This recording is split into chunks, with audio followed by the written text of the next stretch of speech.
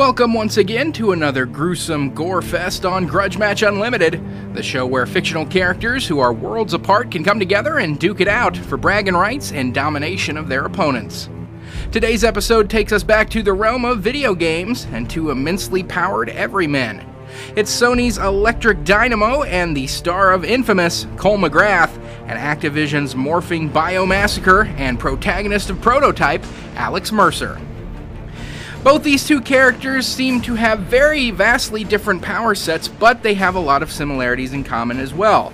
Despite both being just normal everyday Joes who find themselves forced into massive amounts of power and having to fight against government organizations, gangs, and military and police in an open world setting, they also both have a style of video game that is not often utilized called sandbox games that allows them to go literally anywhere in their cities in order to complete storyline missions, go on side missions, or just randomly cause wholesale destruction to an entire area of the city. And another interesting thing about both of these characters, they arrived on the scene at almost the exact same time, both of their debut video games premiering just 2 weeks apart. So taking a look at Cole MacGrath first, debuting in late May of 2009 in the first Infamous game, a PlayStation 3 exclusive game. Cole MacGrath is the story of a bicycle courier who was set to deliver a package that contained a new piece of technology known as the Ray Sphere. It's a piece of technology that can suck in all of the life energy of all of the people in the surrounding area, thousands of people strong, pull that life energy out of them in order to imbue its user with vast superhuman powers. And this is what happened at the start of the game. A massive explosion is caused by the Ray Sphere inside the package he's carrying, leaving thousands dead, the city devastated, and him with electric-based powers. And they grow all throughout the course of the game, developing new techniques and new ways to utilize his electric powers.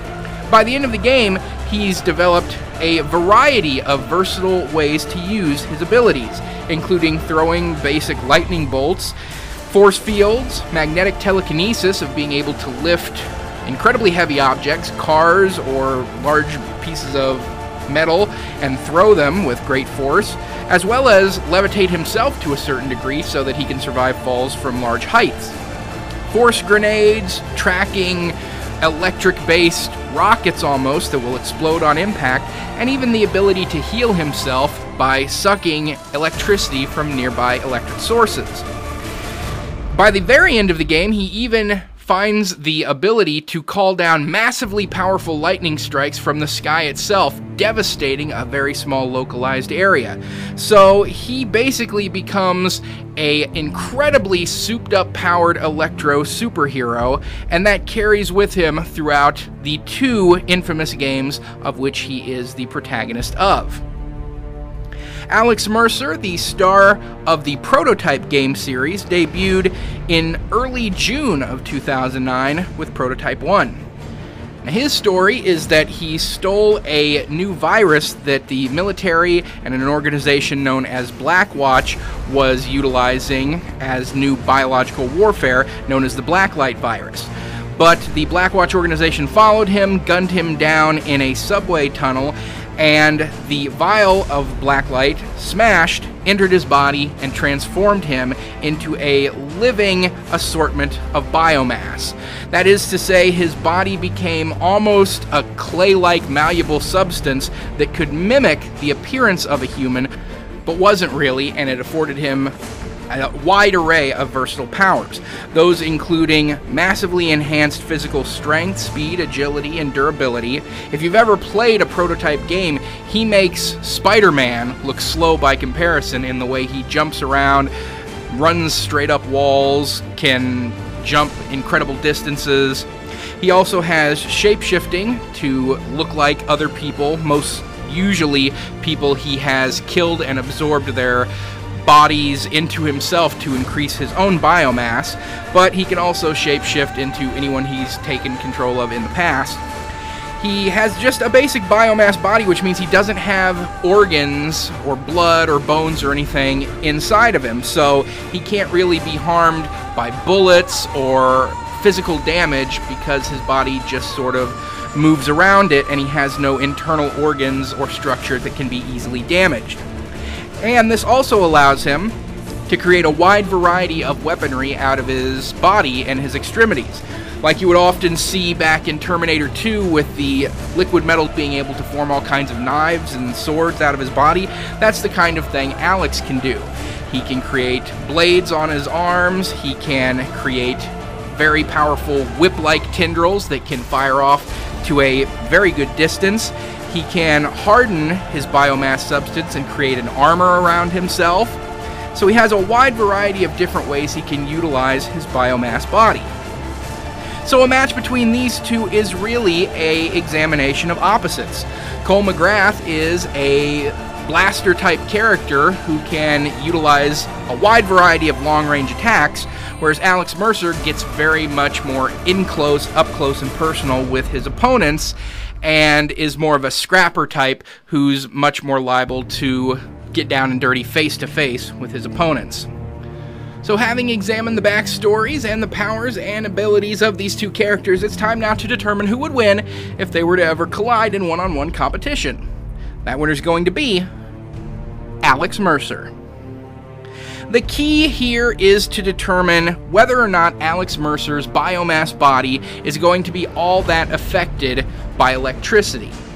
And while Alex Mercer never really had to sustain any electric-based attacks throughout the course of the prototype game, one would probably have to assume that no, electricity would not have a big effect on his malleable, clay-like biomass body.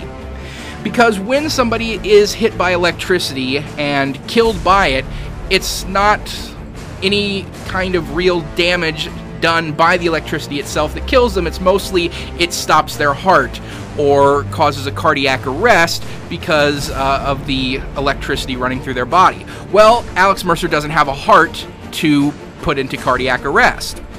And while electricity at a high enough voltage and intensity can produce a large amount of heat, Alex can sustain a lot of damage from heat without being totally harmed by it. He can generally in the games go through fire without too much damage being done to him. So the worst that the electrical attacks of Cole could do is knock him around with maybe some of the force grenades or burn him slightly with the massive power of his electrical strikes. But that's not going to be enough to put Alex Mercer down. And while Cole will get in several more hits onto Alex, since he is a long-range fighter by nature, and Alex is much more close-range, the speed at which Alex can move allows him to literally run circles around Cole. Cole's pretty good himself in terms of being able to climb walls and structures, and is very parkour-minded, but not to the level that Alex is. Alex can literally run circles around him, and all he'll need to do is find some hole in Cole's defenses, the kind of force fields that he can put up with his electric powers, and one good shot is going to end Cole MacGrath, because he does still have a biological body. He does still have a heart and organs and bones that can break and blood pumping through his veins. So one good shot from Alex is going to end Cole MacGrath, whereas 100 shots from Cole probably won't put Alex down for the count because of his biomass body. So, Alex Mercer, Activision, and Prototype take home the win of this Grudge Match Unlimited. Message me down below, let me know what you think of the outcome of this fight, and as always, suggestions for future Grudge matches. We'll see you next time on the next edition of Grudge Match Unlimited.